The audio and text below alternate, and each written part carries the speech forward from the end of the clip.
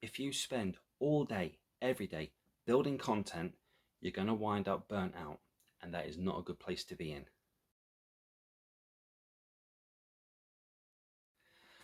Hey everyone, my name is Andy and welcome to today's video where I'm going to be talking about burnout and how it can affect your performance and how you can take steps to make sure it doesn't happen to you. I've been working in this industry since 2006. At the time of this recording, that's just over 15 years. And I've loved every minute of it. I feel so grateful to be able to have the opportunities that were given to me in order to get to where I am in my career. But the truth is, it's not all sunshine and rainbows. There's a lot of obstacles I've had to overcome to get here, and I have suffered with burnout along the way. From the age of 15, when I started getting into coding, I spent as much time as I could sat in front of a computer, learning to code, building projects, having a blast. It was amazing. I loved it. But after nearly 20 years of doing the same thing all day, every day, it started to affect me. You may be thinking 20 years is a long time, and you're right, it is. But burnout can happen to anyone at any time. If you wake up, go to work, coding, come home and code until you fall asleep at your desk, only to do the same thing the next day, doing that over time will cause burnout. At the start of the pandemic, I lost my dad to COVID, and I tried to compensate for that by getting more involved in work. I was doing more personal projects, I was doing much more work than I could handle, and I was using it as a distraction to get over what had happened. And that was the worst thing I could have done, because my work and my personal projects suffered immensely. So I stopped working because I physically couldn't do it anymore. I mentally was not in a right frame of mind to do anything. And that was the best thing I could have done. I took a year off working to spend more time with my family, to help my children with homeschooling during lockdown. And I fixed myself. And now I'm back.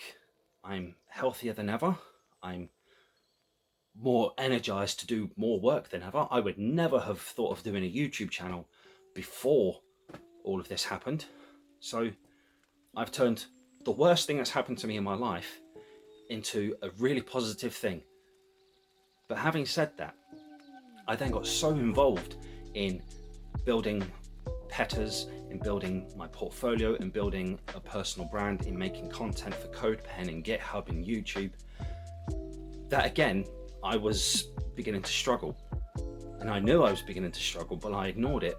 I carried on because I thought, I've only just started, I can't stop now. And again, worst thing I could have done, because less than a month after I started all of this, I was exhausted, physically and mentally. It didn't help that Christmas was just around the corner, and I had to help Santa with a lot of stuff. So I took a break of 1 or 2 weeks, and here I am again. I've cut down on how much work I'm doing, I've cut down on how much content I want to produce, and it's much more manageable, it's much more sustainable, and I'm, again, happier and healthier. Burnout can happen to anyone at any time. If you're slightly unwell and you push yourself, you can cause burnout. If you have a bad day and you let it stress you out, all the negativity can just overwhelm you and cause burnout. I don't think it's something that's discussed enough in the workplace. I don't think it's something that's discussed at all when you're at college or university learning how to get into this amazing industry. I do think it's something that needs to be talked about a lot more.